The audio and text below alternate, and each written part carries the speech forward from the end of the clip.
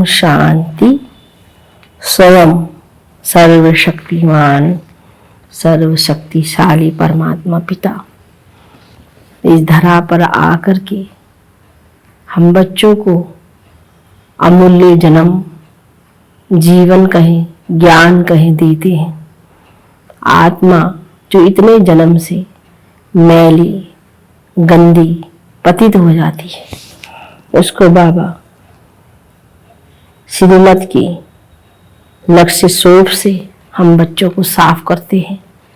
बाबा कहते हैं, बच्चे यह जन्म तुम्हारा बहुत बहुत अमूल्य है, क्योंकि स्वयं सृष्टि का रचयिता बाप हम बच्चों को मिला है।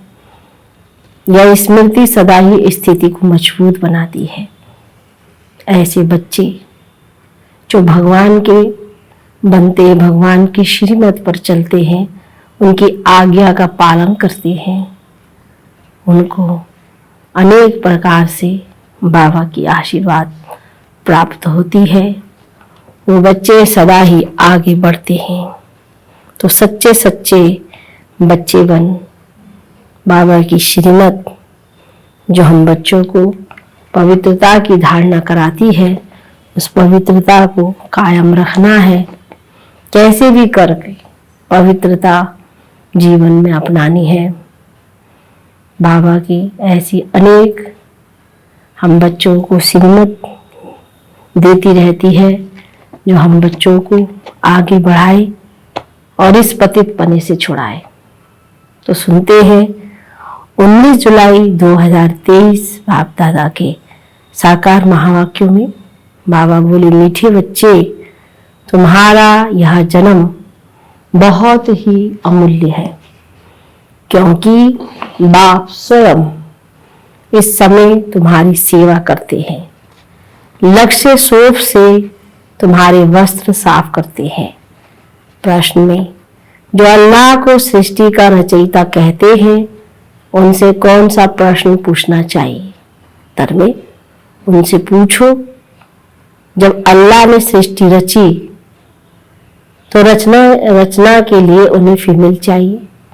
भला अल्लाह ही फीमेल को, अल्लाह की फीमेल कौन?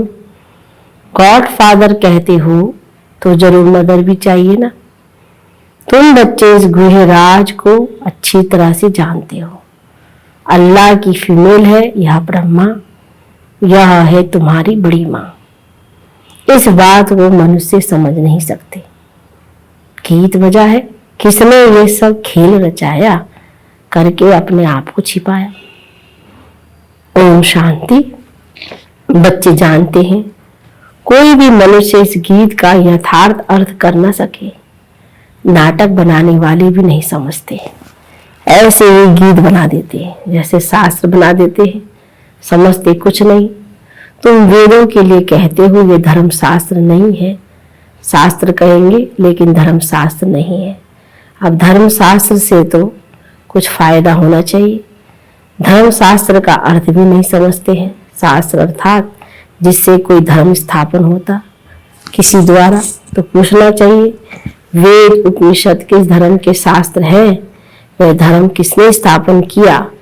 इनसे तो कोई धर्म ही नहीं निकलता है। कौन कौन से धर्म है वह भी नहीं समझाया जाता। जैसे झाड़ से मुख्य है थ्रू, तना, फिर बड़ी डाल, फिर छोटी छोटी टालियां निकलती हैं।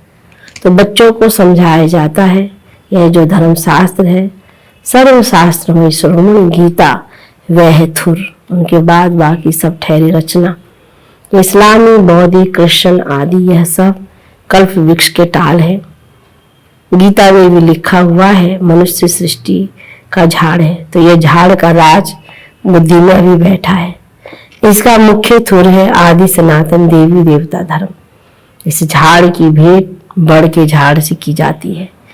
वह बहुत बड़ा होता है। झाड़ जब पुराना होता है तो उनका थुर यानी तना सड़ जाता है, बाकी टालियां रहती हैं। यहाँ भी ऐसे ही है।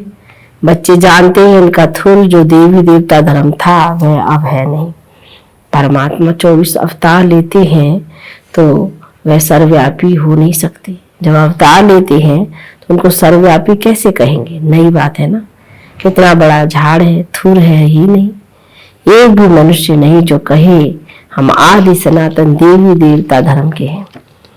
सतयुग को लाखों वर्ष पिछाड़ी में ले जाते हैं। कितनी मुश्किलात की बात हो गई है। अब सभी मनुष्य दुखी ही दुखी हैं, सुखी कौन हो सकता है। सन्यासियों की बुद्धि में भी ये भेद आएगी नहीं कि यह काग विष्टा समान सुख है और अथाह दुख है। यहाँ उनको पता नहीं है। अब बाप बतलाते हैं, तुमको अथाह सुख में फिर ले जाता हूँ। इस समय अपना पाठ बजाए सभी कुछ करके छिप जाते हैं। सभी कुछ यूं पाठ तो सभी बजाते हैं, इस्लामी बौद्धी आदि सब छिप जाएंगे, यानी ऊपर चले जाएंगे। यह भी कोई नहीं जानते। मनुष्यों को ही समझाया जाता है, जानवरों को तो नहीं बताएंगे। मनुष्य का जन्म सबसे ऊंच गाया जाता है। वह कौन सा? कहते भी हैं कि मनुष्य की तो चमड़ी भी काम में नहीं आती, फिर कहते हैं मनुष्य का जन्म उत्तम है। वास्तव में तुम्हारा यह जन्म उत्तम है जो बाप बैठ तुम्हारी सेवा करते हैं। दुनिया के मनुष्यों का यह जीवन बहुत कनिष्ठ है। तुम जानते हो, हम भी पहले छी मूत पलेती मनुष्य थे। अब बाबा हमारे इस वस्त्र को ज्ञान यानी लक्ष्य रूप से साफ करते हैं और कहते हैं अब अपने बाप को याद करो। इस दुनिया में बाप को कोई भी नहीं जानते हैं। बाप को जाने तब तो बच्चे बने, शिव के बने, ब्रह्मा के बने, तब पोतरे कहलाए। ब्राह्मण भी दो प्रकार के हैं, एक है मुख वंशावली, दूसरे है कुख वंशावली। तुम हो ब्रह्मा के मुख वंशावली, ब्रह्मा कुमार कुमारियां। ब्रह्मा का बाप कौन? शिव बाबा। उनका बाप तो कोई होता नहीं। तुमको पढ़ाने वाला भी वह है, तुम्हारा गुरु भी वह है। अभी सम्मुख बैठे हैं, फिर छिप जाएंगे। पतित दुनिया को पावन बनाए, देवी देवता धर्म की स्थापना कर और सबको मुक्ति धाम में ले जाएंगे। 21 जन्मों का सुख दे दिया, फिर और क्या चाहिए। बाबा सदा सुखी तो बनाते हैं, बाकी उच्च पद पाने लिए तो पुरुषार्थ करना पड़े। श्री कृष्ण पुरी को सुखधाम कहा जाता है। श्री नारायण का बचपन नहीं दिखाते हैं, श्री कृष्ण का स्वयंवर दिखाते हैं।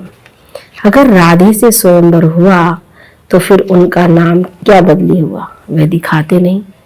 लक्ष्मी नारायण का तो मनुष्य को पता नहीं, उनके जीवन चरित्र को कोई जानते नहीं। तुम अभी समझ रहे हो, कोटों में कोई ही निकलेगा जिसने पूरा चक्र लगाया होगा। तुम यह जानते हो, भक्ति वह करते जो पहले पहले पूज्य से पुजारी बनते हैं। भगत तो सभी हैं, सरसों के मुआफिक मनुष्य हैं। तुम जानते हो अब बेचारे सभी मौत की चक्की में हैं। अब तुम बच्चों को बहुत बड़ी बुद्धि मिली है। 84 जन्मों का चक्र बुद्धि में रखना पड़ा, बड़ा सहज है। हम अभी ब्राह्मण हैं, सो फिर देवता बनेंगे, फिर 84 जन्म लेने पड़ेंगे। हम सो का अर्थ भी बच्चों को समझाया है। हम सो हम यहाँ ही गाते हैं और धर्मों में ये अक्षर ही नहीं, ओम मना भगवान समझ लेते हैं। वास्तव में ओम अर्थात अहम आत्मा, फिर उल्टा कह देते आत्मा सो परमात्मा। अच्छा फिर क्या, हम शरीर तो है नहीं। परमपिता परमात्मा तो ऐसे कह ना सके कि अहम आत्मा मम शरीर, वे बाप कहते हैं अहम आत्मा तो बरोबर है। हमने ये शरीर लोन पर लिया है, ये हमारी ज्योति नहीं है, हमारे पैर है नहीं, हमारे चरणों की पूजा हो नहीं सकती। कृष्ण के चरण हैं, हमारे तो है नहीं। मैं हूँ ही निराकार, वो तो आत्मा भी निराकार है, परंतु वह 84 जन्मों में आती है। मेरा तो शरीर है नहीं, मैं अशरीरी हूँ। तुमको भी कहता हूँ अशरीरी बनकर मुझे याद करो। तुम जानते हो बाबा आया हुआ है, उनका क्या पाठ है? पति सृष्टि को पावन बनाना। निराकार तो जरूर कोई शरीर में आया होगा। मनुष्यों को पता न होने कारण उन्होंने फिर नाम लिख दिया है फर्स्ट प्रिंस श्री कृष्ण का। अब श्री कृष्ण यहाँ कैसे आ सकता, यह समझकर फिर समझाना है। टैगोर आदि गीता की कितनी महिमा करते थे। वास्तव में ये श्री कृष्ण के बहुत जन्मों के अंत का जन्म है, जिसमें शिव बाबा बैठ गीता ज्ञान सुनाते हैं। बाबा कहते हैं मैं छोटे बच्चे के तन में कैसे बैठ सुनाऊंगा, तो जरूर अनुभवी रथ चाहिए। ड्रामा अनुसार हमारा ये रथ मुकर्रर है, ऐसे नहीं कि फिर दूसरे कल्प में और रथ लूंगा। ब्रह्मा द्वारा की स्थापना करेंगे। कल पहले भी तुम ब्रह्मा कुमार कुमारियों ने ब्रह्मा द्वारा वर्षा लिया था। अब बाप कहते हैं और संग तोड़ मुझ संग जोड़ो, मेरा तो एक शिव बाबा दूसरा ना कोई। तो माता पिता हम बालक तेरे, जिसकी इतनी महिमा है अभी तुम उनके सम्मुख बैठे हो। तो विचार किया जाए बरोबर हमको किसने रचा? कहते हैं अल्लाह ने रचा। तो जरूर अल्लाह की कोई फीमेल भी होगी। अल्लाह तो निराकार है, उनकी फीमेल फिर कहाँ से आई? तुम गॉड फादर कहते हो तो फादर हमेशा रास्ता होता है। मदर ही ना हो तो उनको फादर कैसे कहेंगे? बच्चा पैदा होता है तभी फादर कहते हैं ना। यह किसको पता नहीं गॉड फादर की फीमेल कौन है। तो यह है सबसे गूढ़ी बातें। आदम बीवी दोनों हैं। आदम उनको कहेंगे तो फिर सरस्वती को बीवी नहीं कह सकते। वह बीवी हो तो फिर उनकी माँ को। तो ये बड़ी समझने की बात है। बाप बैठ समझाते हैं। इस हिसाब से ये ब्रह्मा मेरी सजनी हुई, तो इसके मुख द्वारा रचता हूँ तुम बच्चों। ब्रह्मा तन में प्रवेश करता हूँ, उन्हों को संभालने लिए फिर जगत अम्बा निमित्त बनी हुई है। आदि देव ब्रह्मा और जगत अम्बा सरस्वती। यह कौन है? विवेक कहता है ब्रह्मा की बेटी है। तो रचना कैसे रची? ब्रह्मा द्वारा रचा। तो ये है बड़ी माँ। फिर संभालने के लिए मम्मा भी है, बाबा भी है। पहले नंबर में सरस्वती जाती है। जगत अम्बा की कितनी महिमा है। अब तुम समझ गए हो। हम सब ब्राह्मण बने हैं, हम ईश्वर की गोद में आए हैं। इसमें भी दो प्रकार के हैं, सगे और लगे। एक ही माता के बच्चे, फिर सगे और लगे का तो सवाल ही नहीं उठता। यहाँ भला सगे और लगे क्यों कहा जाता है? कहते जो सगे बनते हैं वो प्रतिज्ञा करते हैं हम पवित्र बन वर्षा लेंगे। तो ऐसे पवित्र ही गद्दी नसीन वारिस बनते। लगे फिर प्रजा में चले जाते हैं। सगे भी बहुत बनेंगे, फिर उनमें भी नंबरवार होंगे। जितना जो पुरुषार्थ करेंगे वो माँ बाप के तख्त पर बैठेंगे। मम्मा बाबा तख्त पर बैठते हैं तो हमको भी तख्त मिलना चाहिए, परंतु बनेंगे नंबरवार। तो यह है योग की यात्रा। बाबा को याद करना है, सुदर्शन चक्र फिराना है, आप समान बनाना है। मेहनत करनी पड़ती है आप समान बनाने में। बच्चियां परिचय देकर बाप के पास रिफ्रेश होने ले आती है। बाबा देखते हैं कौन कौन बाप से वर्षा पूरा वर्षा लेंगे और सब तरफ से ममत मिटाए एक तरफ लगाएंगे। जानते हैं बाबा हमको विश्व का मालिक बनाने वाला है। बाप कहते हैं हम तुमको स्वर्ग का मालिक बनाएंगे, फिर चाहे सूर्यवंशी चाहे चंद्रवंशी बनो। तो बाप अपने आप सब कुछ कर रहे हैं, फिर छिप जाएंगे। घड़ी घड़ी अवतार तो लेते नहीं हैं, उनको अपना शरीर ही नहीं है, वे एक ही बार आते हैं। तुम तो घड़ी घड़ी एक चोला छोड़ दूसरा लेते रहते हो। मैं पुनर्जन्म में आता नहीं हूँ। कितना अच्छी रीति समझाते हैं। आगे यह बातें बुद्धि में नहीं थी, अनायास घर बैठे रास्ते जाते बाबा ने प्रवेश कर लिया। फिर मालूम पड़ा अब दिन प्रतिदिन सब बातें बुद्धि में बैठती जाती है। कहते हैं ना हम 7 दिन का बच्चा हूँ, 2 मास का बच्चा हूँ। यह ज्ञान तो सेकंड में भी मिल सकता है। कितने बच्चे हैं? और कोई सत्संग नहीं होगा जहाँ इतने बच्चे हों। प्रजापिता ब्रह्मा और जगत अम्बा भी बाप के बेटे बेटी हैं, ना कि मेल फीमेल। मेल फीमेल इतने बच्चे कैसे पैदा करेंगे? कुख वंशावली की तो बात ही नहीं। जिन्होंने कल पहले माता पिता का बनकर वर्षा पाया है वही आते रहते हैं। कलम लगती रहती है, बगीचा है ना। अभी